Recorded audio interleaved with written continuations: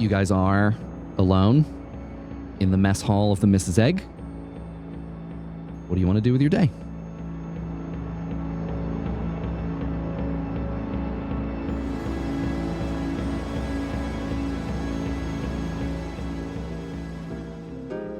Yeah, so I think the first thing TK does is hop in Henley. He says, puts down his book.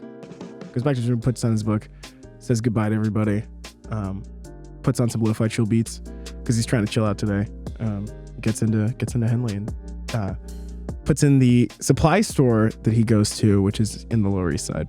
So yeah, you head down south. It's like a cluttered showroom. It's just piles of things. It sort of looks like an old Army Navy store. It's like it's been there for 100 years, and it looks like the man who is behind the counter has also been there for 100 years. Everything's covered in a fine layer of dust. But yeah, whatever you want, they would tend to have it. You're not going to buy anything too weird. No. Yeah, you're not buying anything off the beaten path. Yeah, whatever you want to get, he'll sell it to you brusquely and with very little small talk. Hey, Filet. Yeah, what's up? I'm back. I need some canisters, some fuel canisters. He comes out from the door behind the desk, and he's holding a takeout tray, and you can see that he's like shoveling rice into his mouth. Oh, man after my own heart. It smells really good. Full mouth. He goes, "Hey, what you yeah. Can I get I need a canister for this mini welder. I want a chainsaw. Yeah, if you go data tap. Where do I get go those? look. You can see that pile of canisters over there in the corner. Uh-huh. Yeah, you should be able to find what you need over there. And the other stuff? Yeah. Can I get that chainsaw? The monofilament one. Chainsaw, yeah. Thought I ordered that last week. Hold on. And he taps on a little screen that's set into the desk. He's like, Yeah, give me a sec. he sort of rustles around in a pile of cardboard boxes that's behind the desk. Nothing is in order. He's toppling things over. Things are falling. And he reaches into one box and he pulls out in a spray of packing peanuts, just a small thin box, and he plops it down on the counter and he says, Yes, you got your chainsaw. Oh, thank you. Thank you, Phil. it's got a picture of a car on it, except the car is being sawed in half by the chainsaw, and the car has a word bubble on it that says "ouch." Perfect. There's no exclamation mark. Ouch. Yeah. This is exactly what TK ordered. He's delighted. Ever used one of these before? It doesn't matter, man. I need it. All right, I didn't mean to. Don't ask. Okay. Can I also get a data tap? I want to skim some data. Roll a d6. If you roll high, this is something that he has. 5. Let's go. Nice. Let's go. Yeah, actually, my cousin just brought me in one of these. I ain't never seen one before. How do you use this? You just plug it in. He goes and he opens up a filing cabinet and pulls out a small doohickey that kind of looks like a wireless mic pack, except out of the bottom there's something that looks like an ice pick. It's got a little sheath on it, and he pulls the sheath off, and you just see a long copper like antenna or arm with a point on the end. And he says, I don't know. Looks complicated. and he sets it down on your small pile of things. Great. I'll take all of it. Thank you. Yeah, I mean, you want to put it on my tab? you do have a tab. He's got a tab. I mean, he pays it. He's got a tab, though. Yeah, I mean, you just transfer the amount of money that you've. Sure. Sounds like you've looked at these things. You know how much they cost. Yeah, it's not more than like 500 new yen in total. Yeah. Yeah. He gestures at it all. He's like, Yeah, get it out of here. Thank you, Phil. And he transfers the money. And then, puts the boxes under his arm, throws them in the back of Henley, and drives off. nice. I think he's headed. So TK he's listening to lo-fi beats because he's distressed. He's really been thinking a lot about the stuff with Sunshine and that whole fight when he lost control, because he's still figuring out how to process it. So what he does when he needs to deal with stuff like this is he goes where he used to go, which is a church up in West Harlem, which is the place where he has his earliest memory. Somebody took him there. He doesn't remember who, but it's near where he grew up. It's where he returns to when he's distressed, because there's usually no one there. No one bothers him. He's not religious. He can just sit down, think about things.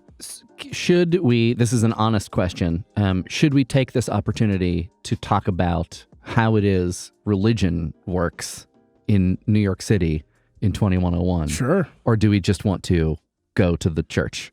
I mean, is there a way it works? Yeah, there is a very specific way that it works.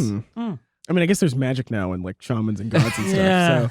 So by the 2030s, all of the major Abrahamic religions figured out that they were basically going to fold. They were going to fail financially in the wake of corporate ascendancy and a changing tax code. And so they all actually banded together. And this is very much a United Canadian American States thing. This is not a worldwide phenomenon. This is very much like this region of the world this had happened. And so a lot of the local archdioceses of Christian religions, many local Jewish and Islamic communities, all kind of banded together, and they formed a corporate conglomerate that is named, with no hint of irony, His Name Incorporated. Wow. It is a large, faith-based conglomerate that is based in the United Canadian American States. Its headquarters are in Washington, D.C. So over the last 70 years or so, His Name has become something like yoga or meditation. It's they're not entirely bad, but they're also divorced from their tradition and their traditional meaning. And also, in a lot of ways, the sort of more seedy elements of it prey on people's insecurities. But also, some of those things are legitimately good and good for people and bring people joy. And so, His Name is a very sort of complicated, very strange organization. It's sort of like a multi-theistic consumer experience that is in the vestments of religious tradition. Let me make sure if there's, let me see. Say that again. Huh? Say that again. It is a multi-theistic consumer experience in the vestments of tradition. Wow. It's very good. Very well said, Mike. It's an artifact of immense greed. Mike, I think this is actually the first detail of this world that has bummed me out. That just made me so sad to hear that phrase. Yeah, multi-track. I mean, I'm being moved by your art. That's good. Okay, good. But wow. It's not all bad.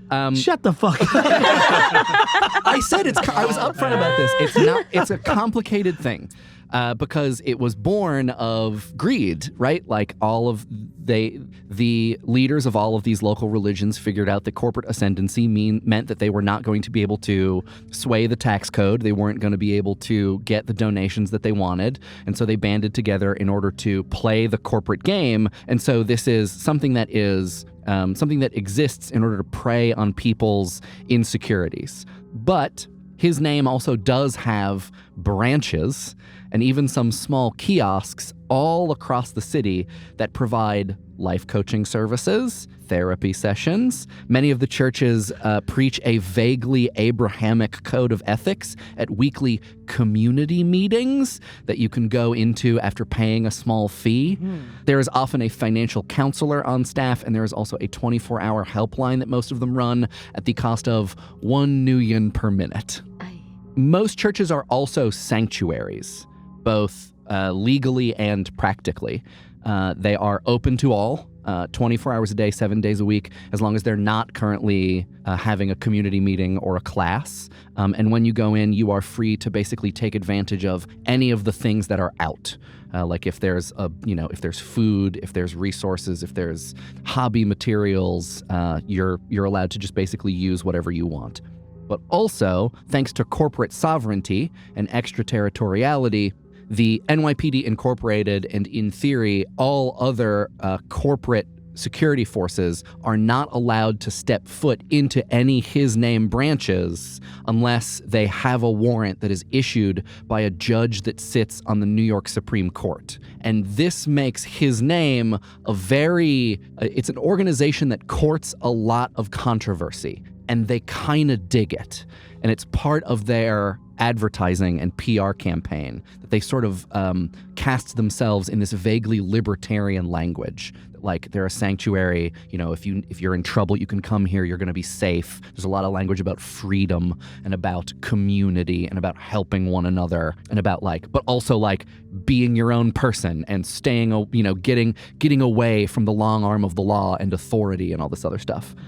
The largest branches are in Midtown, but there are ones all over the place. There is a His Name branch that is in Harlem. It's not in an old church. It's in a building that is new construction, but like many other things in New York, it was built to high specification, high detail, to just look like an old 19th century sanctuary. And if that's where you're going to head... Yeah, I think so. Yeah, you go in, it is mostly empty. You see some people at the far end of the sanctuary. You hear the dull sounds of hand tools.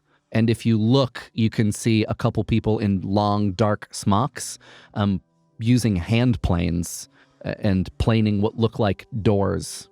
And there are a couple other people standing around looking somewhat confused. They're learning something. Like this is a class, but no one says anything to you when you enter. Most of the pews are completely empty. It's very calm. It's dimly lit, except for the far end where there are more lights. Cool. TK just sits in the last row. And he takes off his comm and puts down his deck and just sort of sits there and watches the people use their hand tools.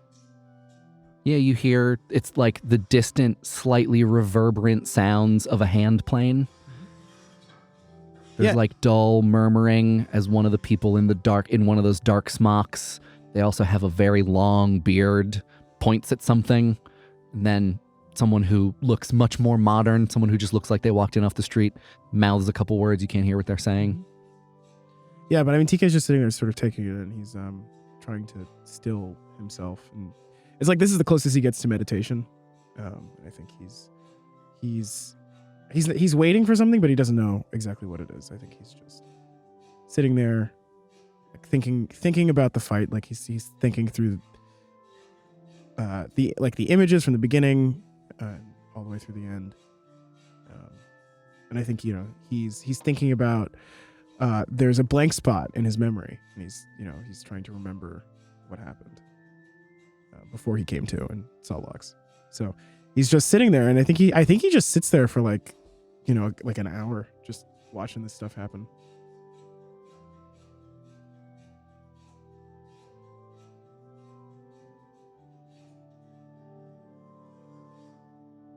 At one point after you've been there for a long time, one of the older men in the long brown smocks with a big beard, no hair on his head, comes over and he says, "Would you like to join the workshop?"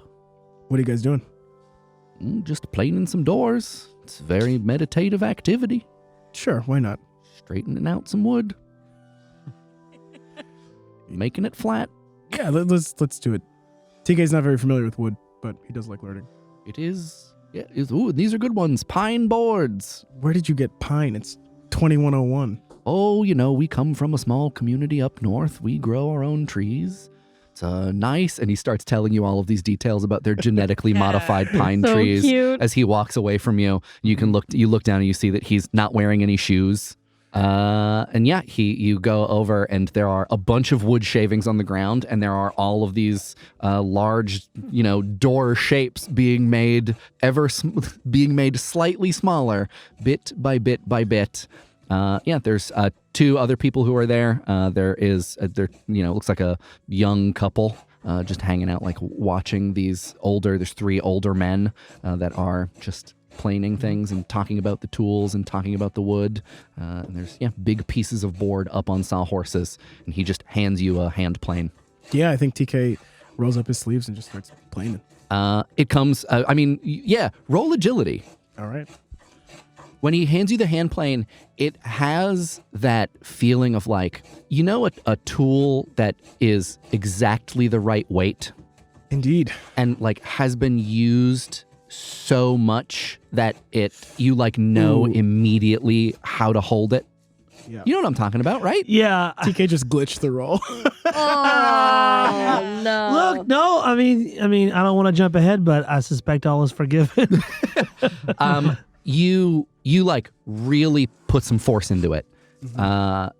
You kind of shoulder in really hard and push down, and you gouge a huge hole. Oh no. In the very fine and flat surface of the door, and you cut out a chunk from the face of it. And the guy who led you over says, well, that's not a problem. Just needs more planing. Yeah, TK tries again. You'll get it. Oh. Looks outside and he goes, warm today. TK doesn't answer. This time he got one hit. Warm yesterday. So I think he's just taking it slower. Yeah. Using less of the metal arm. Just kind of settling into it. Yeah, you get some very thin little wood shavings issue from the front of the hand plane, and you feel like with dozens of hours of practice, this is something that would come to you. You could learn how to do this. And then the guy says, probably warm tomorrow. TK just nods. He's planing. He's in the zone. Loves to. He loves learning a new skill that isn't digital. Did you come to the church to plane? This is so wholesome and adorable. Came to think. It's a good place for it. Yeah, most days. Don't see many people planing wood. Oh, that's because there aren't many. Well, guess there's not a lot of wood here. And a lot of machines around. Do the planing for you. Just back and forth. Many minutes pass. Yeah. Oh, God. Have you ever planed wood, any of you? No, never. Oh, it's so nice. It's so meditative. You just... Wow. Man learns a lot about himself. Planing the door. He says this to no one in particular. Yeah. TK's he's in the zone. I think he stays for another hour just planing wood. All right. Planing wood. I mean, this man will not pry into your personal business unless you offer any, he will ask vaguely friendly questions forever. Yeah, no, I can tell. Do you want to have a meaningful conversation in this room, or press F to have a meaningful conversation? It's first of all, F is to pay respects. E is to have a meaningful conversation. Oh, jeez. Should have known. No, I think TK's he's got an appointment later to talk to one of his older friends. I ask only just because I want to be sure that you're getting what you want out of this. I think he just wants to play some wood. I love this. This is It's great. very calm and nice. He's compared to what just happened. He's just trying Right, it's like the polar opposite. The man reaches into one of the pockets on his long brown smock and pulls out a stick, and he puts the stick in his mouth and he begins to chew it. And he walks around to all of the doors and admires them. The young couple that was here has left. One of the older men has sat down in one of the pews and is kind of like lightly nodding off. Mm-hmm. It's just you, this man chewing on a stick, and one other older gentleman who is planing a door in this giant corporate church. I'm just imagining it's the afternoon, sort of some light filtering in. Yeah, little dust motes. Yeah. I think he's just planing. I think after a while he sends a message to God, what was her name? Oh, your girlfriend. Your ex-girlfriend. Ex-old flame. That is. You send a message to Cinnamon Billions. Mm-hmm, mm-hmm. Wow. So the backstory to this is Mike and I did a one-off a while ago. Yeah. Whoa. And so she gave me a job, but I was like, seems like a character we should keep in. Oh, interesting. What a name. Yeah, I don't know where that came from, but I love it. I do too. It's all Rugnetta, baby. Wow. Straight off the dome. So I think TK just sends her a message and says, hey, do you have some time to talk later?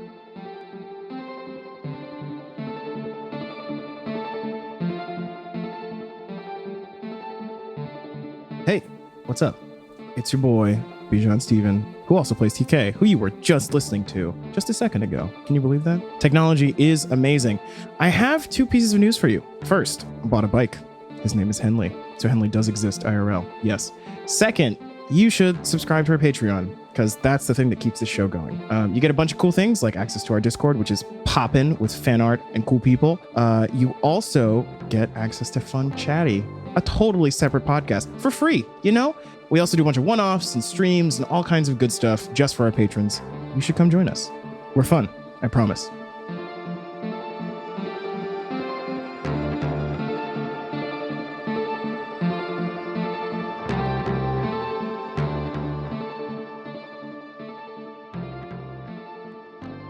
So you get a message back from Cinnamon Billions that says MITTS ? Mitts, and then 3 ? TK sends back a thumbs up. Okay. I think in the meantime, he's going to go find something to eat. I also think he takes the chunk of wood that he like fucked up with him. You have it. It is very easy to find. It is the biggest piece of wood in the pile by an order of magnitude. Great. He's reminding himself of his failures. Dude, you're literally bearing a cross. Wow. Yeah, I'm telling you, I'm trying to express that he's like sad about this. Like he's like fucked up about it. I think let me think about this for a sec. Hold on. I think in this meditative moment, while you're planning the door, you realize something about yourself. Mm-hmm. Or rather, like there is something about you that you realize will be the case from this point forward. I'm going to assign you a quality. Uh-oh. Okay, go on. And I'm going to assign you a quality that is called better to be feared than loved. I'm gonna look this up. We are not doing wow. it. We are not using the text like it's not going to be the same as it is in the core rulebook. But basically, your reputation has increased. Not just that people know who you are, but that they know you for a specific thing now. And that like basically word traveled. And you realize that like the team let Kit Kat go, Dragonfly left. You know, you love your teammates. You have, I think, an abiding respect for Gabe at least. But like people talk about stuff. So it seems likely that people will talk about what you have done regarding Sunshine. I mean, that's a hell of a story. Wow. Like assaulted by a bunch of shooters, and then one of them gets beaten to death with bare hands. And it's like the kind of stuff that in runner bars, people fucking love talking about. This is like the currency of this job, these kinds of stories. So here's what I'm going to say the result of this is. Mm-hmm. You can increase the loyalty of all of your contacts, with the exception of Dev, by 2. Shit. Okay. Because they are terrified of you. Wow. Shannon and I are like Yeah. staring. In the future, He has 3 contacts, so Nice. when you meet new people, especially people who work in organized crime, they're going to roll memory and logic to see if they remember or recognize you. And if they do, they're going to roll to see how they feel about what they've heard, which is probably a version of the truth. So it will be slightly different for different people. You know, some people will have heard a much worse version of the story. Some people will have heard one that makes you seem like you were absolutely totally in the right. But basically, like you have a reputation. You can, if you ever want to get rid of this, it will cost you 5 karma. fuck. Wow. That's so many karma. So this is like, as you're planing wood, you're kind of like thinking, you start thinking within yourself, but then you end thinking outside of yourself. And the kind of like, you're doing the calculus of the social interactions that you will have now and later. And this is the thing that dawns on you. You go and get some food? Yeah. With your piece of wood? With my piece of wood. As you leave, the man chewing on the stick says, "You have a nice day. Thanks. You keep at that planing. You come back. We're here every 3rd Saturday." Yep. Yeah, and I think he just goes and finds like an empty restaurant. Street soy meat. No, I think he's like gonna find an empty like Chinese restaurant somewhere. Sure. You have like a perfectly passable Chinese food meal. Yeah. Remove 12 nuyen from your bank account. Yeah, I'm gonna add this up in a minute. I think also during his meal he's like sort of whittling his little piece of wood. All right. just trying to plane at it. But How much did the sheep cost? 10? Sure. Okay. Sure. It's a bag It of was sheep. 10. Yeah. All right, sorry, I gotta write that down. Yeah, get that in there. How much did the fairy dog cost? Because you got to subtract that too. Oh yeah. Did you get 1 or did you get like 20? I got one, but I bought the whole line. Uh, It's on Luxe. That is 17 nuyen. Oh yeah. I'll take that out as well. Yeah. Poor Lux. Lux is so generous. Yeah. All right. So I think he goes to the bar.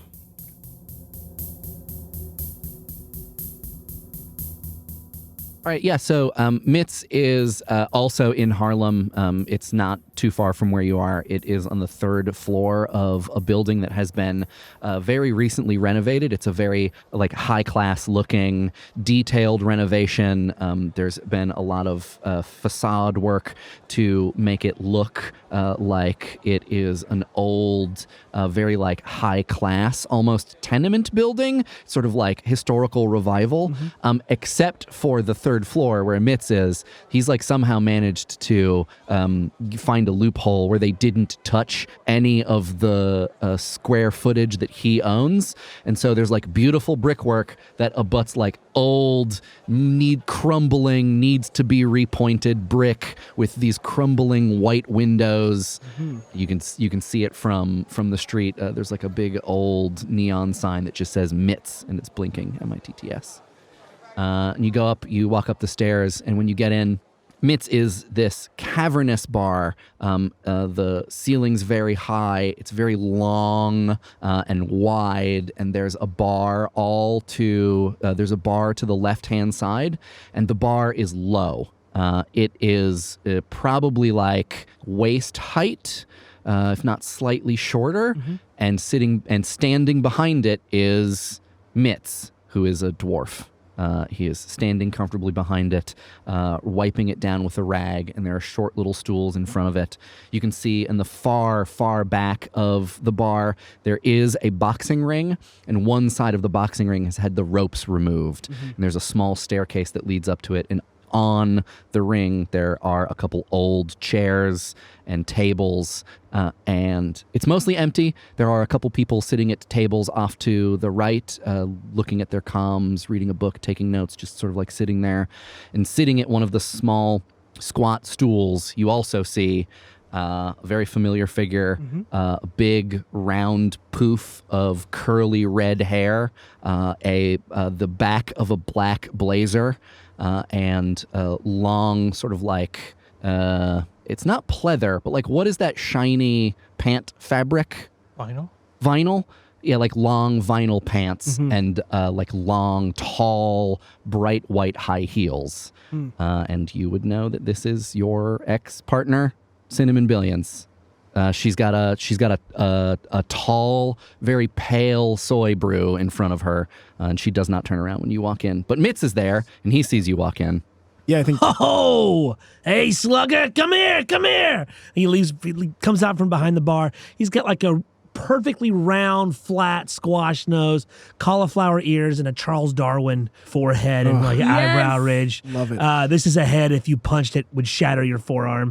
And he kind of shadow boxes up to you. Hey, man, Mitt. it's good to see you, buddy. Mitt, it's good to see you too. Yeah, hey, guess we got a drink special today. You want to guess what it is? No, just give it to me. Punch! Do you get it? I wish I didn't. The shelves behind the bar are mostly empty, and the bottles that you can see are some of the cheapest liquor that you can possibly buy. Perfect. The menu has 2 items: beer, 2 new yen; not beer, 4 new yen. I was kidding about the punch. That's just for the joke. It's a good joke. Thank you, Mitt. It's good to see you too, buddy. Ah. Ah. Ah! TK walks over and sits down by Cinnamon.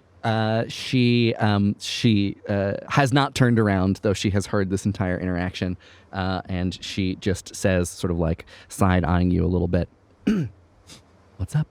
Hey, Mitt, can I get not beer? Yeah, you know it. He walks over to some of the bottles. Yeah. That was implied, Yeah. Okay. I, That's him walking over to the bottles and ice doing, cubes. I'm going to use this. He's drinking. this is good Foley work. Oh, he's opening a can. Well, Oh, no, he's licking a salt lamp. Having a hard time. Thought I'd say hi. What kind of hard time you having? I'm glad you didn't hear. Hold on. She is gonna search her memory. Great. I mean, yeah, she's got a great memory, but I don't think she would have heard about this. I don't know why I rolled. Yeah. I don't hang out with those people. I'm glad you don't. We were in a fight. Somebody didn't make it. It was my fault. One of yours? No. We're all good. But I mean, isn't this what you do? And she like turns and she looks at you. Her eyelashes are very long. I love that we're in a noir right now. This is great. She's like fully like leaning on the bar, like full, like all, like her forearms are, around, like encircling her beer. She's like looking to her left, just kind of staring you in the eyes. Yeah, and I think he's waiting on that not beer. It arrives. Yeah, and so he What does it look like? Yeah, what is it? It is from like an unmarked bottle. A lot of the bottles are unmarked in various like shades of gray, green, and gold. And this has got a little green to it. Okay. Yeah, TK just takes a large chug. It tastes like rot gut whiskey and menthol. He grimaces. This is it. It tastes the way self-destructive drinking tastes. Yeah, I think that's exactly what he's in the mood for. He's having a hard time. So Cinnamon looks at you and goes, "Whoa, slow down." yeah, maybe later. No, I beat a woman to death. He brings another drink over and puts it in front of you and pours it and then leaves the bottle and walks away. Around the corner, you don't see him. Cinnamon finishes the rest of her beer and pours some of the bottle into her mug. Yeah, you get it. She shot me, if that helps. I mean, you're going to have to tell me if it does. It does. Okay. I lost control again. Just out of my mind. I don't remember. Only one this time? Only one. Well, thank heavens for small blessings. I've been thinking about it. I don't know what to say. Well, but I figured you might know. What have you been what to thinking tell about? me. Just I woke up and I saw my friend and I looked over and I saw just a pool of blood and a guy was yelling in a shipping container for some reason. It was I don't know how to feel about it. I don't know how I should feel about it. How do you want to feel about it? Well, I don't want it to not matter because I know it does. I guess I just needed to tell someone that it's hard. It sounds hard. TK takes another drink and finishes his drink this time. A long silence passes. Cinnamon drinks some of the liquor that's in her beer mug, and she pours a little bit more in, and she looks at you, and she asks, I mean, are you still trying to get it under control? Yeah, I was. I just saw this other guy who was pointing a gun at us. Saw him kill his partner. And it just, it was raining. It was loud. It just set me off. I wasn't ready. I wasn't prepared. I hadn't been sitting with myself for long enough. I think I'm not sure what I'm going to do next. But I heard that people know now. They've heard. I mean, your crew it's just like the dancers in the city. One thing happens, 2 days later, everybody knows about it. It's funny how much the people that you hang out with and the people that I hang out with have in common, even though it's two very different lines of work. But you don't let them turn you into that person, because you are not that person. Thanks, Cinnamon. I needed to hear that. The whole time she's had this kind of like, not irritated, but like stern look on her face. And like in this moment, she kind of like breaks a little bit and she gives you like, I don't know how to describe this face. That I face. don't know that face. I don't know what words you use It's, to do, like extreme pity. yeah, pathos, like yeah. And Extreme pity and empathy. yeah, and she like, you know, swivels her stool very awkwardly. Her legs are very long and she's jammed up against this bar, and it's like a very strange side hug. But she, like, you know, gives you a hug, and she puts her giant puff of hair on your shoulder, and you can feel her head like through it. And she kind of like puts her hand on your knee, and she says, "I know you're trying your best." It gets harder every day. And I think he pays his tab, takes the bottle, says, "I'll see you later." Walks You out. don't give me a call if you need anything, but give me a call when you don't. Okay. Yeah, then he leaves.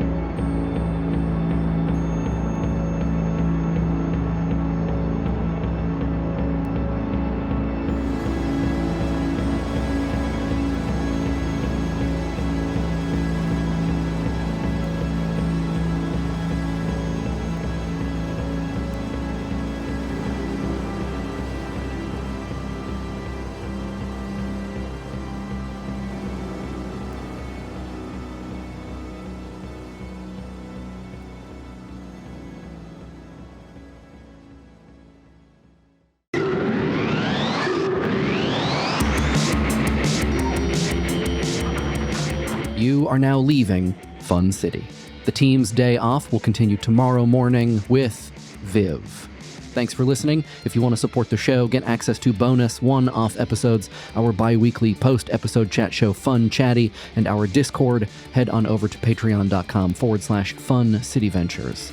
And of course, thanks to all of our current patrons for help keeping this ship afloat. We'd also love it if you told your pals about the show, shared it on social media, drew us some fan art, gave us a rating on iTunes, or just came by to say hey on Twitter.